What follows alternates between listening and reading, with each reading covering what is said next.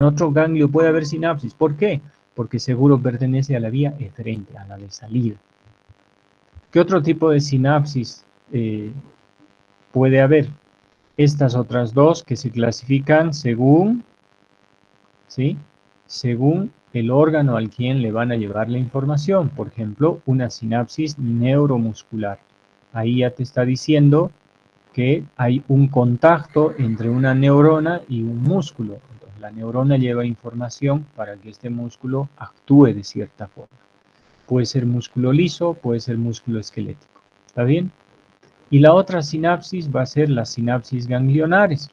Pero también les había dicho, no nos confundamos con ganglio nervioso, que es una cosa, y lo que son los ganglios linfáticos. Los linfáticos pertenecen a otro asunto, ¿verdad? Entonces, este ganglio o las sinapsis ganglionares, ¿sí? Van a tener que ver con, primero van hacia un ganglio, ¿sí? Hacen sinapsis ahí y la neurona que estaba esperando la información ahí va y le hace sinapsis a una glándula, por si acaso, a una glándula. Por ejemplo, si del sistema nervioso sale una información, primero va a un lugar de relevo que está muy cerquita del ganglio. Digamos que fuera una glándula salival. Tienen sus ganglios salivales. Entonces, ese es el lugar donde hay una neurona que está esperando la información. Entonces, si tú te pones limón, sale la información de tu sistema nervioso, llega al ganglio y hace sinapsis ganglionar ahí, para que esa neurona que estaba esperando le lleve la información a la glándula salival y que secrete lo que tiene que secretar, ¿no? Entonces, en este caso, sinapsis neuromusculares en la vía eferente que va al músculo y las sinapsis ganglionares que son los centros de relevo que están esperando la información para ir a hacer sinapsis con una glándula, ¿está bien? Recordarán que en la primera clase les he dicho que nuestro organismo tiene dos controles especialmente, dos formas controla y regula prácticamente todo. Uno, el sistema nervioso y el otro es el control hormonal, ¿no? Entonces, esta es lo que tiene que ver con las glándulas. También hay un control hormonal, pero también tiene su parte nerviosa. ¿Está bien? Bueno, espero no haberles confundido con todo eso. Tenemos sinapsis centrales, sinapsis neuromusculares y sinapsis ganglionares que tienen que ver con glándulas, las que van a terminar en un órgano efector como una glándula. ¿Está bien? Sin embargo, tenemos que recordar esto que ustedes ya lo han llevado, ¿verdad? Ya lo han llevado, pero siempre lo han llevado, bueno, no sé, no estoy seguro, pero asumo que lo han llevado desde el punto de vista morfológico, lo llevan desde un punto de vista y eso está bien, pero a no ser que ya les hayan dicho, ¿no? Pero las sinapsis, como les decía, se pueden clasificar dependiendo el lugar donde van a hacer sinapsis, entonces según su forma, según la morfología, ¿sí? Que está describiendo esta sinapsis. Entonces se clasifican de una forma. Según la función y el tipo de transmisión, entonces se clasifican de otra forma. Entonces, ojo con eso. Las sinapsis entonces se clasifican según el lugar donde hace contacto una neurona con otra, donde se comunica, mejor dicho. Entonces, según su morfología, en este tipo de sinapsis. Por ejemplo, aquí es fácil detectar. Esta es una sinapsis, este es el axón, ¿verdad? Y este es el soma. Entonces, nada más conjugamos las dos palabras y ya tenemos la sinapsis. Axosomática, ¿no? Axosomática. Entonces, es una sinapsis que está haciendo un botón neuronal con el cuerpo de una neurona. Entonces, axosomática. Este tipo de neuronas axosomáticas, en su mayoría son sinapsis excitatorias. ¿Qué quiere decir? Las excitatorias quiere decir que le pasa el potencial de acción. El potencial de acción que estaba viniendo por este segmento, ¿sí? Entonces termina acá y le pasa la información a esta neurona. Y esta información puede ser excitatoria para que se conduzca la información. Pero también puede haber algunas sinapsis que fueran inhibitorias. Entonces no se confundan. Aquí la sinapsis axoaxónica puede ser de dos tipos. Excitatoria en su mayor parte, pero tiene una también porción pequeña que es inhibitoria. Eso es cuando la información no tiene que viajar. El organismo regula, modula. Entonces, cuando la información no tiene que pasar, entonces le lleva a una sinapsis inhibitoria. La diferencia entre ambas es muy fácil de entender. Les voy a explicar más adelante, pero es bien sencilla de entender por qué es excitatoria y por qué es inhibitoria. Y tiene que ver con un pequeño detalle nada más ahí, ¿no? Es un pequeño, bueno, como usamos esa, parafraseando, ese pequeño pero gran detalle que marca la diferencia, ¿no? Bueno, no se olviden, sinapsis axosomática generalmente es excitatoria, pero también puede ser inhibitoria y hay que reconocer cuándo es inhibitoria. ¿Está bien? Luego tenemos este otro tipo de sinapsis. ¿Lo ven? Sinapsis axo, este es el axón, y estas que son las dendritas, ¿verdad? Entonces, axodendrítica, según la forma, según las estructuras que se comunican, será axodendrítica. Esta generalmente es igual a una sinapsis excitatoria.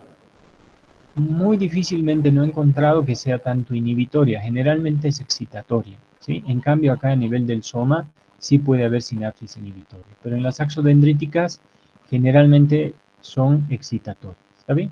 Pues no se olviden, según su morfología, axosomática, excitatorias y algunas veces inhibitorias. Axodendríticas, generalmente excitatorias. Y luego vemos por qué. Luego tenemos este otro tipo de, fíjense acá, de sinapsis. ¿Lo ven? Miren acá.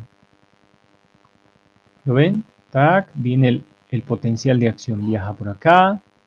El potencial de acción estaba viniendo acá y llega aquí para hacer sinapsis con esta neurona. Ahora, la sinapsis puede ser axodendrítica o axosomática. No interesa.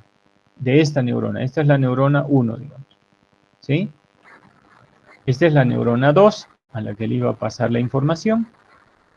¿Está bien? Y fíjense acá hay una neurona 3. Mis números parecen otra cosa, ¿no? Bueno, la neurona 3. Fíjense, viene su axón aquí y le está haciendo una sinapsis. ¿Lo ven? Entonces, la neurona 1 con la 3 están haciendo sinapsis también. O mejor dicho, la 3 con la 1 está haciendo sinapsis. Pero fíjense dónde está haciendo sinapsis.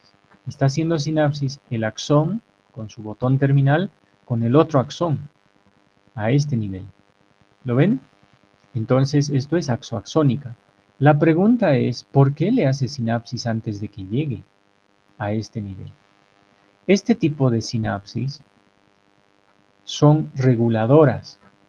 Por ejemplo, si la información de la neurona 1 a la neurona 2 estaba viajando y por alguna razón esta información no tiene que pasar, porque digamos no es buena para nuestro organismo, entonces la neurona 3 va y la inhibe. Entonces no se olviden que a este nivel había inhibición, que es de una forma, y a este otro nivel había también inhibición. Entonces, no todas las sinapsis son excitatorias, chicos. La mayoría sí, pero dentro de la regulación y del control de modulación, de regulación y todo eso que se tiene que dar, entonces algunas sinapsis pueden ser inhibitorias y la característica es distinta. Estas sinapsis axoaxónicas son inhibitorias. ¿Pueden ser excitatorias? Sí, pueden ser, pero se caracterizan, o se los menciona en gran parte como inhibitorias. ¿Ven? Entonces la información estaba viniendo por acá y dice, no, no, alto, alto, esta información no puede pasar, y aquí PAC como que la quiere detener. Y luego vamos a ver, vamos a entender cómo la detiene. ¿Está bien? Bueno, espero que se haya entendido. 3 tipos de sinapsis según su morfología: axosomática, axodendrítica y axoaxónica. ¿Está bien? Bueno, la sinapsis desde el punto de vista de su función, de su transmisión, ¿sí? Tenemos las sinapsis químicas y las sinapsis eléctricas. Las sinapsis químicas son las más numerosas, o sea, están presentes prácticamente en todo el sistema nervioso central. Las sinapsis eléctricas, el ejemplo más clásico que se puede dar y el mejor ejemplo que se puede dar es un músculo cardíaco. Ahí es sinapsis eléctrica. ¿Está bien? Pero en la mayor parte de nuestro cuerpo es sinapsis química. ¿Cuáles son las características de las sinapsis químicas? Lo que les decía, son las más numerosas. Y tienen los 3 elementos que hemos mencionado antes. La neurona presináptica, por supuesto, de la neurona presináptica, ¿qué es lo importante? La membrana o el botón sináptico en este caso, con las vesículas sinápticas. La membrana postsináptica, ¿y qué es importante de la membrana postsináptica?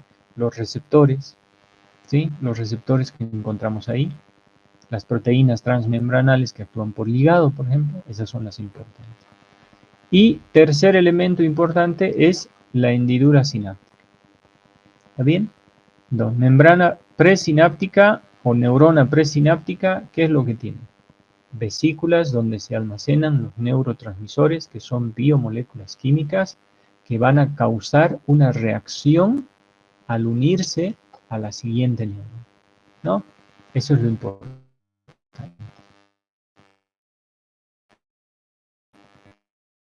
Y la membrana y las vesículas tienen una función importante porque tiene transmisor. ¿Está bien? Listo. Y la hendidura sináptica, que mide entre 20 a 50 nanómetros, o también lo van a encontrar entre 200 o 300 Armstrong, que es lo mismo, o 200 y 500 Armstrong, que es lo mismo. Es un espacio donde ustedes recordarán, tiene como una estructura muy similar a la del glucocálice, y es un lugar especializado donde los neurotransmisores son liberados, y también ocurren cosas en ese lugar, ¿no? Aparte de lo que es la liberación del neurotransmisor y la recepción del neurotransmisor, también ocurren cosas con el neurotransmisor después de un periodo de tiempo.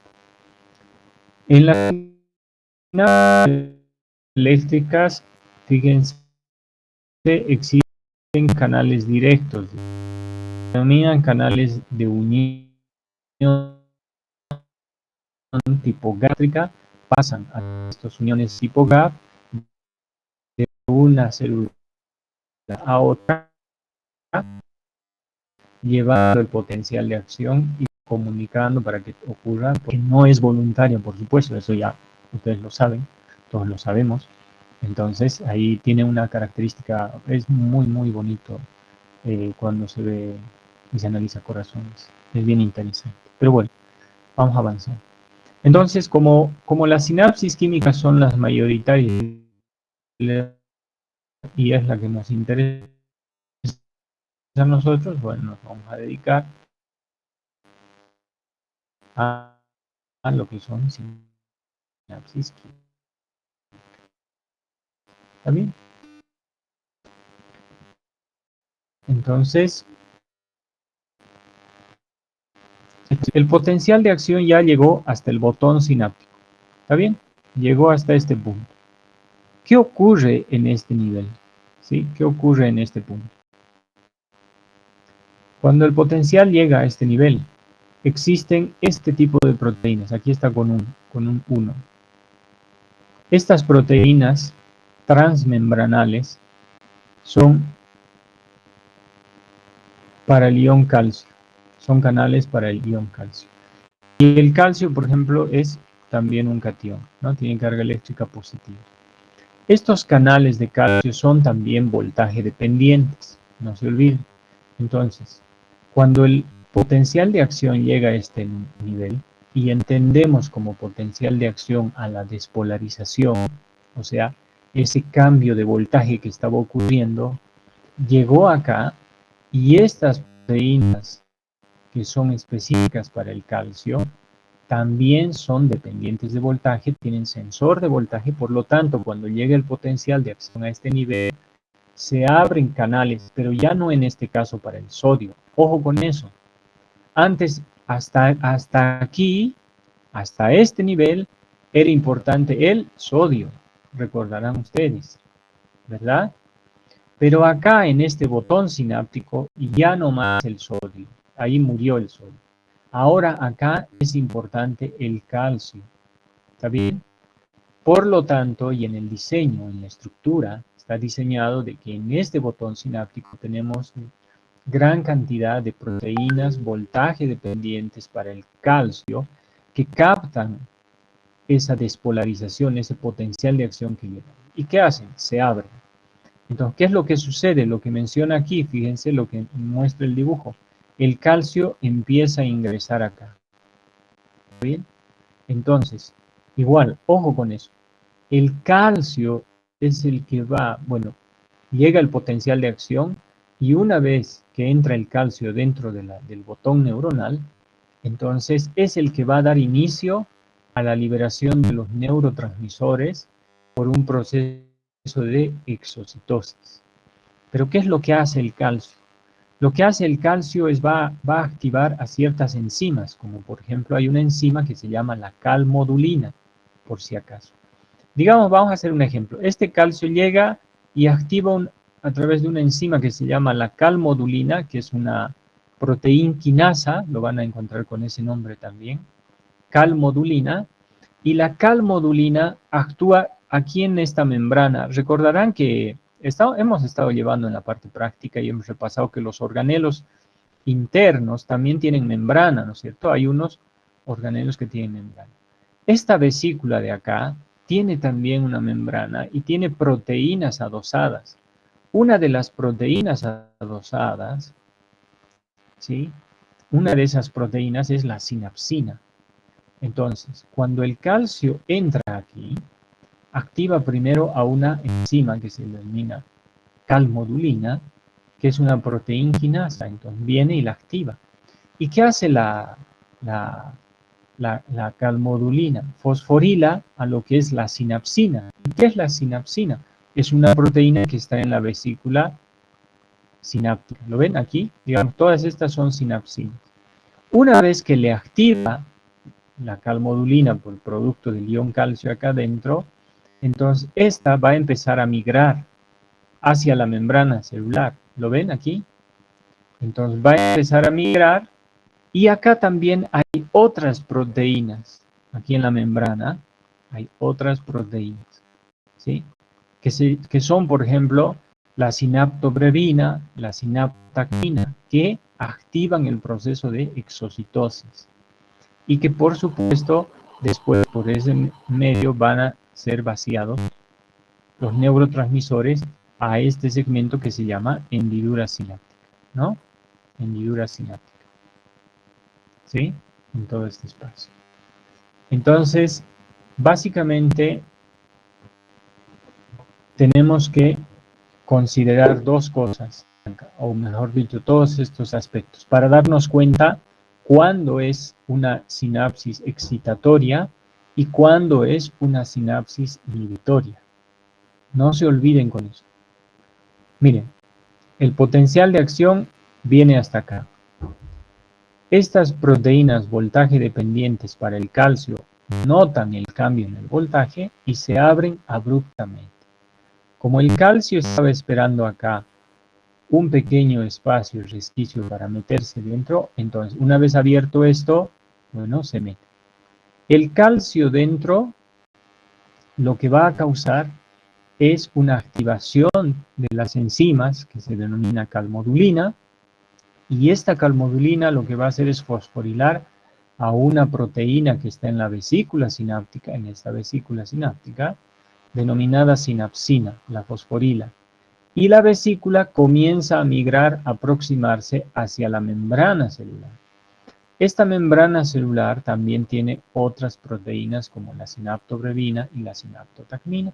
Lo mismo, igual se activan y por un proceso de exocitosis es vertido en el transmisor. Entonces, pregunta, si el potencial de acción llega y abre canales de calcio para que el calcio entre y es el que desencadena todo, ¿se dan cuenta que si yo tengo una sinapsis del tipo axoaxónica que viene aquí y con un botón, ¿sí? Con un botón, porque este también tiene vesículas sinápticas, ¿no? Y le hace una sinapsis axoaxónica. Si es excitatoria, ¿qué tiene que promover? Aumenta la intensidad para que las proteínas dependientes de voltaje para el calcio se abran más, ¿no ve? Entonces, esta sinapsis axoaxónica, si fuera excitatoria, y a eso se llama facilitación, ¿sí? Entonces, va a hacer que más canales de calcio se abran más rápido y dure más, ¿no?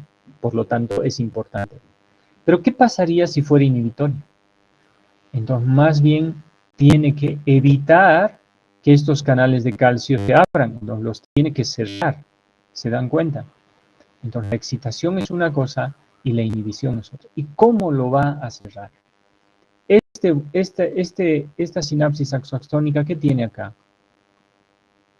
A ver si alguien me ayuda, si me están escuchando ahí, para que no me sienta tan solo aquí a este otro lado. Este botoncito de acá, ¿qué es?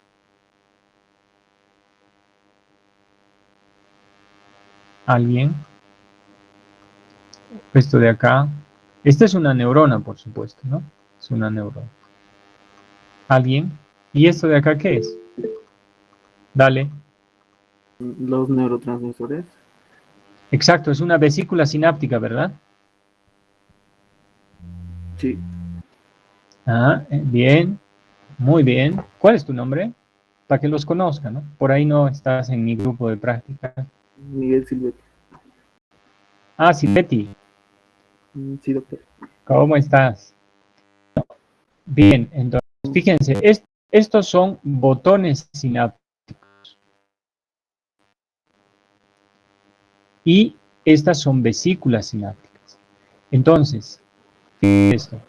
Si tienes que aumentar la potencia aquí para hacer una sinapsis excitatoria, entonces tienes que soltar, por decirte, tienes que promover que entre más sodio aquí y para que el voltaje siga manteniéndose y se abran más canales de calcio, ¿no? Entonces eso se llama facilitación o aumentar la excitación, el umbral de excitación, ¿no? Para que se mantenga este nivel. Entonces eso quiere decir, sí, la información tiene que pasar, entonces eso le hace.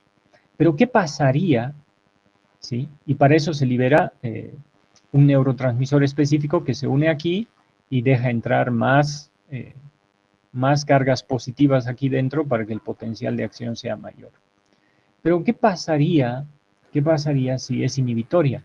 Libera un tipo de neurotransmisor específico que se llama el GABA, han debido escuchar, el ácido GABA, y más bien pone negativo aquí dentro y baja el umbral. Por lo tanto, estas proteínas voltaje dependientes que son para el calcio, o sea, al no encontrar un potencial de acción muy intenso, más bien se está volviendo negativo, entonces el cambio de voltaje no lo sienten tanto, por lo tanto no se abren. Entonces ustedes van a encontrar que las sinapsis inhibitorias más bien es alterar a las proteínas voltaje dependientes para el calcio, las cierran, o no permiten que se abra en este caso. Y si el calcio no entra aquí, ¿qué pasaba? Si no entra calcio aquí, entonces no pasa la liberación de neurotransmisor. Entonces, por eso les decía, acá nos damos cuenta, vamos a volver a llevar esto más adelante, acá nos vamos a dar cuenta, si esta sinapsis axoaxónica es excitatoria, pasará una cosa. Si es inhibitoria, se libera un neurotransmisor como el GABA y deja entrar más bien moléculas aniónicas a este nivel para que estas proteínas voltaje dependientes al calcio no se abran. Entonces ahí regula la información, ¿no? Espero que se haya quedado claro eso. Bueno, posteriormente a que el neurotransmisor se libere en la hendidura sináptica, que es un lugar ideal para que ocurra la recepción de estos en estos canales, que pueden ser canales acoplados a, o mejor dicho, proteínas transmembrana, ¿sí? Que son, que se abren por ligado, porque es por la acción de un agonista. En el caso, en farmacología van a llevarlo como receptores ionotrópicos o receptores metabotrópicos, que son, los metabotrópicos son acoplados a proteína G y en cambio estos otros son de canal directo, ¿no? Que dejan pasar. Al final, recepcionan el neurotransmisor para abrirse. ¿Y qué hacen? Dejan entrar sodio. ¿Lo ven? Entonces acá adentro sigue entrando sodio. Lo mismo, nada más. Se vuelve a repetir lo que ocurrió al principio. Todas estas proteínas que actúan por ligado aquí y se abren, dejan entrar sodio. ¿Por qué? Porque el sodio es carga positiva. Y otra vez al entrar cargas positivas aquí adentro, ¿qué hacen? Despolarizan la membrana, pero ya de la siguiente neurona, ¿no? Sin embargo, aquí no es tan fácil, porque dependerá del neurotransmisor. En la mayoría de los casos es acetilcolina, ¿no? En el caso de los músculos, vamos a hablar, es la acetilcolina. Entonces, la acetilcolina tiene un receptor específico acá. ¿Está bien? Receptores muscarínicos y nicotínicos tiene la acetilcolina. ¿Qué pasa con el neurotransmisor? La intensidad con la que se va a producir la despolarización en esta neurona de acá dependerá de la cantidad de neurotransmisor que se ha liberado y dos, del tiempo de acción que tiene este agonista con su receptor. Entonces, la estimulación para producir despolarización en esta neurona postsináptica depende de la cantidad de neurotransmisor liberado, su acción, por supuesto, y aparte del tiempo de duración, ¿sí? De la cantidad, los dos elementos. ¿Qué pasa después con el neurotransmisor? Porque no puede quedarse unido para siempre, ¿verdad? Entonces lo suelta y luego puede ser recaptado en en colina y acetato, se va separando y algunas de estas van a quedar eliminadas, se las elimina, y otras van a ser recaptadas, como ven en este esquema. No sé si se observa aquí, ¿sí? Otra vez son recaptadas para que con las mitocondrias y todo se vuelva a iniciar el ciclo y se pueda generar neurotransmisores. ¿Y por qué se recapta? ¿Sí? En acetato y colina, para que sean reutilizadas por las mitocondrias, para volver a formar, digamos, en este caso, acetilcolina, ¿sí? Porque esto es acetilcolina. ¿Por qué? Porque no se olviden de que el sistema nervioso no descansa, necesita neurotransmisores todo el tiempo. Por lo tanto, necesita recaptar, reaprovechar lo que se tiene, no desecharlo. Entonces, con el neurotransmisor aquí pasan dos cosas. Muy poco se desecha y lo demás se recapta. ¿Para qué? Para volver a ser reutilizado en este botón. Entonces, hay mecanismos también para eso. Bueno, continuamos entonces. Si a este lado pasó la información, hagamos de cuenta que la información acá era excitatoria para empezar. Esta otra también era excitatoria, entonces va a facilitar. Entonces aquí llega y produce ¿qué? Despolarización en la neurona postsináptica. Listo, produjo despolarización. Pero ¿qué pasa si viene un botón igual aquí sináptico? Viene un botón sináptico aquí, lo mismo, un botoncito sináptico está viniendo con sus vesículas y dice, bueno, pese a que ha pasado la información, este es otro botón sináptico con sus vesículas sinápticas aquí. Y le hace sinapsis a esta membrana. ¿Sí? Le hace sinapsis. ¿Cómo se llamaba esta sinapsis? Axosomática, ¿verdad? Porque es el cuerpo. ¿Lo ve? Axosomática. Bien, bien, ya lo estaban, ¿ve? Por decir. Ahora, ¿se han dado cuenta? Si este botón sináptico de acá, a ver, les voy a hacer una pregunta para que les vaya bien en el examen. Si este botón, esta sinapsis, ojo, por aquí ya venía una información. Vamos a hacer de cuenta que esto era excitatoria. Excitatoria. Esta de aquí también era excitatoria. Entonces, ambas venían. Y aquí llegó totalmente ok el potencial de acción. Pero esta sinapsis de acá, que es axosomática, si es excitatoria, si digamos es excitatoria, ¿qué creen que debería favorecer? Aquí. ¿Alguien se anima a decir, a equivocarse? Porque si te equivocas no pasa nada. Dale. Se van a morir cuando les digo. Miren, ¿quién producía Hola, doctor. la despolarización? Los canales de calcio. No. Estamos aquí en la neurona postsináptica. Aquí.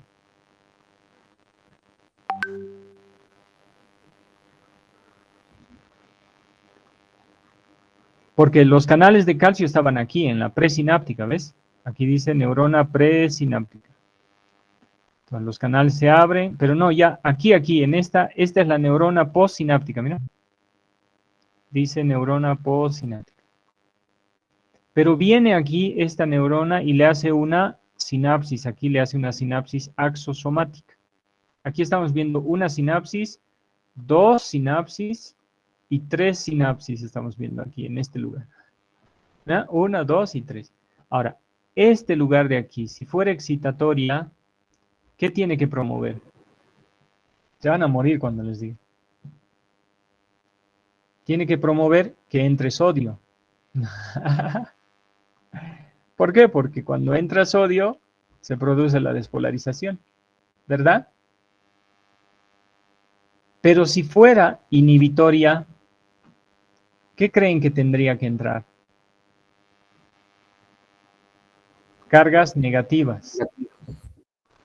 ¿Qué ion es negativo? ¿Qué compuesto iónico? El cloro. El cloro. Entonces, tú lo has dicho clarísimo. Si esta sinapsis axosomática viene acá y es excitatoria, lo que va a ayudar es a que entre más sodio. ¿Por qué? Porque el sodio es positivo. Mientras más sodio entra, ¿qué se genera? Despolarización. ¿Y qué genera la despolarización? Un potencial de acción. Así de fácil. Pero si es inhibitoria, entonces lo que tiene que promover es que entre cargas negativas. Entonces va a abrir proteínas para el cloro. Si el cloro se mete del extracelular al intracelular, va a cargar negativamente. Al cargar negativamente aquí, ¿se va a despolarizar la membrana? No. Repolarización. Va a ayudar más bien a que si se estaba queriendo despolarizar, le va a decir, no te despolarices, repolarízate, entonces, rápidamente, no llega al punto umbral. Entonces como que se detiene la información. ¿Lo ve? Entonces aquí o entran cargas positivas, entonces esa es la forma. Pero es distinto, fíjense, en esta sinapsis axosomática abre canales para el cloro. Aquí, en esta sinapsis axoaxónica, no pasa eso, por si acaso. No entra cloro. Es de otra forma, ¿no? Porque aquí actúa el neurotransmisor, el ácido gamma aminobutírico, que va a cerrar, más bien va a predisponer a que entren otro tipo de sustancias para cerrar canales de calcio. Bueno, esa parte es un poquito confusa. ¿Ven? Bueno, las proteínas transmembranales que actúan por ligado tienen 6 subunidades, alfa, beta, gamma. Entonces acá estamos mencionando 1, 2, 3 en el corte, pero están conformadas por 6 subunidades, ¿no? Y fíjense que cuando un agonista viene y se une, Entonces lo que causa es la apertura. Este canal ya está abierto para que entre. Aquí está cerrado, ¿lo ven? Está cerrado y en este otro está abierto. ¿Y qué va a entrar aquí después de que esto se abre? Sodio. Sodio. Pero si fuera canal para el cloro, entonces va a entrar cloro. Pero el cloro es negativo, ¿no? Entonces tenemos distintos tipos de proteínas que dejan pasar, ¿no? Distintos tipos de proteínas. Bueno, esta es una micrografía de una sinapsis. Fíjense acá. Por acá más o menos viene el botón sináptico. Viene hasta aquí. Fíjense. Este es un botón sináptico. Viene así. Y fíjense acá tenemos un montón de vesículas sinápticas. ¿Lo ven? Se observa un poco. ¿Lo ven? De un montón que se denominan vesículas claras. Se llaman. Entonces tenemos un montón. ¿Ven? ¿Qué cantidad, este botón sináptico, qué cantidad de vesículas claras tienen donde están encerrados los neurotransmisores? Y tenemos vesículas un poco densas, que son distintas, ¿no? Pero fíjense. Esta es la neurona presináptica, esta es la neurona postsináptica, y aquí está la hendidura sináptica, ¿no? Entonces es un corte que se ha podido, ¿no? Entonces la mayoría son vesículas claras con neurotransmisores y las vesículas de núcleo denso, o sea, son un tanto menores, ¿no? Alejadas de la zona. Lo que les decía antes era esto, no sé si recuerdan, esta es la protuberancia, ¿recuerdan? Sí. Entonces, este es el bulbo, aquí estamos el bulbo, la protuberancia, el mesencéfalo. Entonces aquí estaba el núcleo salival superior, por ejemplo, hay núcleos motores, hay distintos núcleos donde están saliendo la información. Entonces fíjense, este es el ganglio trigémino, ¿ven? Aquí está el ganglio trigémino. En el ganglio trigémino, como es la vía aferente, o sea, va aquí no hay sinapsis. ¿Por qué? Porque de aquí había una neurona que emitía una prolongación y venía hasta aquí, y la otra venía hasta aquí, y la otra venía hasta aquí, y de acá se extendía hasta el núcleo de terminación del trigémino, donde recién aquí había sinapsis. ¿Está bien? Ahí hacía sinapsis. Pero en todo este trayecto, desde acá hasta, no sé, tu diente o la lengua, no había sinapsis, ¿no? Si es que es del trigémino, si es que es del trigémino. En este ganglio no hay sinapsis. Pero en la vía eferente, que es más bien de salida, ¿sí? Es una vía de salida. Fíjense acá, por ejemplo, viene a través de la cuerda del tímpano. Recuerdan que es de una rama colateral del facial, que se desprende intracranealmente.